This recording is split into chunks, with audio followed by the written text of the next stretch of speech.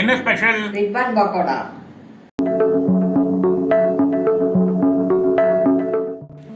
ஒரு கப்பு கடலை மாவு, அதுக்கு 3 கப்பு அரிசி மாவு. ரிப்பன் பக்கோடா புளிய அச்சு இந்த மாதிரி கோடு கோடாக இருக்கும், அதை எடுத்து வச்சுக்கோங்க. உப்பு, நெய், சாம்பார் பொடி. சாதாரணமாக தனி மிளகாத்தூள் தான் யூஸ் பண்ணுவா, ஆனால் சாம்பார் பொடி போட்டால் கூடுதல் சுவையோடு இருக்கும். பெருங்காயம், சமையல் எண்ணெய். நீங்கள் என்ன சமையல் எண்ணெய் யூஸ் பண்ணுறீங்களோ அதை எடுத்துக்கலாம். அரிசி மாவையும் கடலை மாவையும் ஒன்றா சேர்க்குறேன். இன்னும் சில விஷயங்கள்லாம் இருக்குது, என்னெல்லாம் சேர்க்குறேன்னு பாருங்க.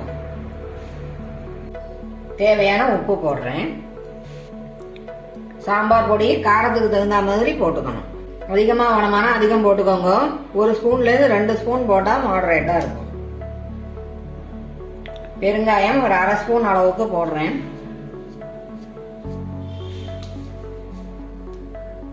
ஒரு ஸ்பூன் அளவுக்கு நெய் விட்டுக்கிறேன்.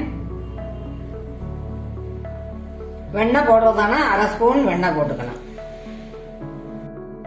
ஒரு விஷயம் சொல்ல விட்டு போயிடுத்து, இந்த 2 மாவையும் 2 தடவை சலிச்சு வச்சிருக்கேன்.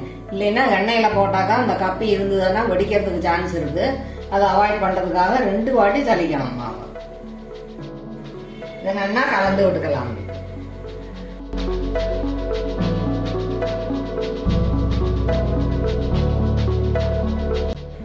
இப்போ கொஞ்சம் கொஞ்சமாக தண்ணியை தெளிச்சு பிசையணும்.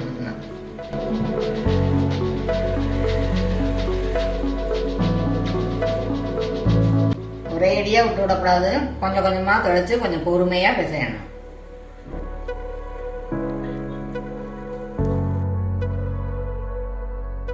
கொஞ்சம் சூடான எண்ணெயை இதில் விட்டுக்கலாம். 2 ஸ்பூன் விட்டுக்கலாம்.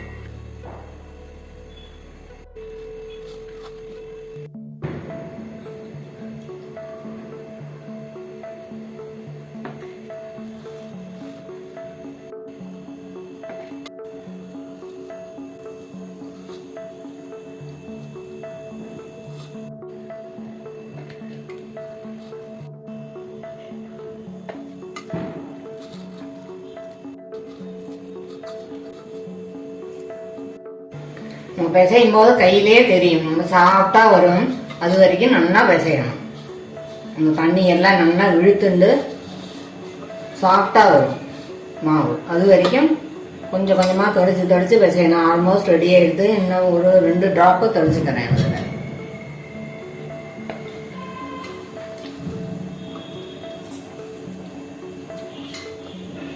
இந்த கோதுமை மாவு சப்பாத்திக்கு பிசையும் போது நம்ம அடிச்சு பிசைவோம்.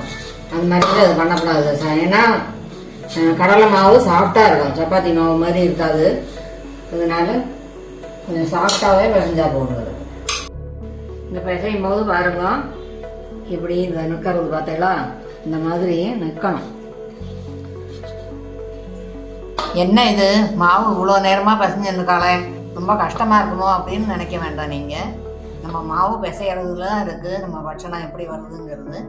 இப்படி தண்ணியை கொஞ்சம் கொஞ்சமாக விட்டு பிசையும் போது நமக்கு மாவு நிறைய காணும். கொஞ்சம் கொஞ்சமாக எப்படி அப்சார்ப் பண்ணுறது அப்படிங்கிறத டீட்டெயிலாக நான் சொல்லியிருக்கேன். பட்சணமும் நிறைய காணும், மாவு நிறைய இருக்கிறதுனால பட்சணமும் நிறைய காணும். இது பார்க்கும்போதே தெரியும் எவ்வளோ ஈஸியாக என்று வருது பாருங்க.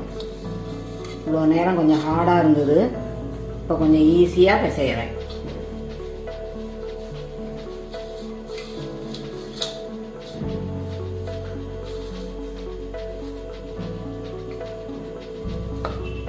அவ்வளோதான். ஒரு 2 நிமிஷம் இதை வச்சுட்டு அதுக்கப்புறமா புளியணும். எண்ணெய் நல்லா காஞ்சி விடுது. 2 நிமிஷம் ஊற எடுத்து கொஞ்சம் மாவு எடுத்து பிள்ளையார பிடிச்சி வச்சிடலாம்.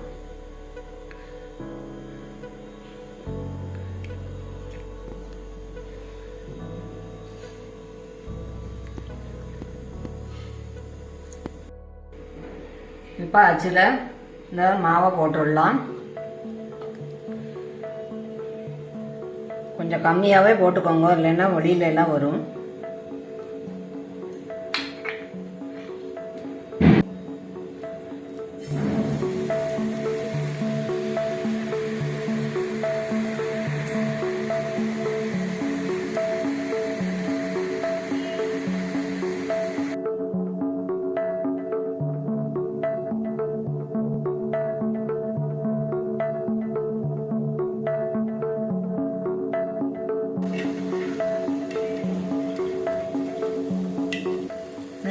வருது, எடுத்து விடலாம் வெளியில்.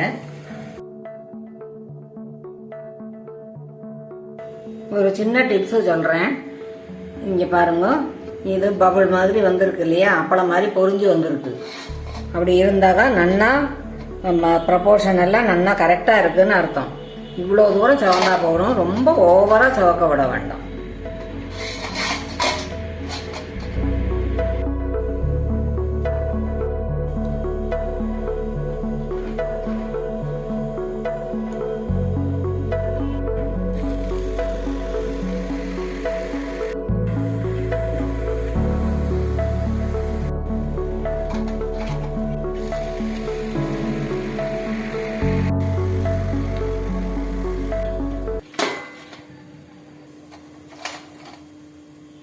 இதே மாதிரி எல்லாத்தையும் பண்ணணும். மொறு மொறுன்னு ரிப்பன் பக்கோடா ரெடியாக எடுத்து வாங்கோ சாப்பிட.